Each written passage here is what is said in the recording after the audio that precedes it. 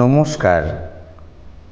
বিশ্ববরেণ্য কবি রবীন্দ্রনাথ ঠাকুর বিরচিত প্রশ্ন। মাগো, আমায় ছুটি দিতে বল, সকাল থেকে পড়েছি যে মেলা।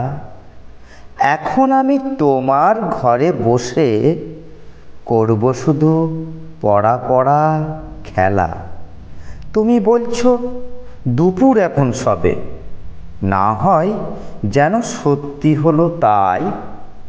একদিনও কি দুপুর বেলা হলে বিকেল হলো মনে করতে নাই? আমি তো বেশ ভাবতে পারি মনে, সূর্যি ডুবে গেছে মাঠের শেষে।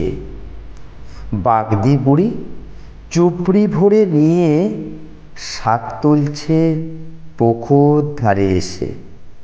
আঁধার হলো মাদার গাছের তলা, কালি হয়ে এলো দিঘির জল।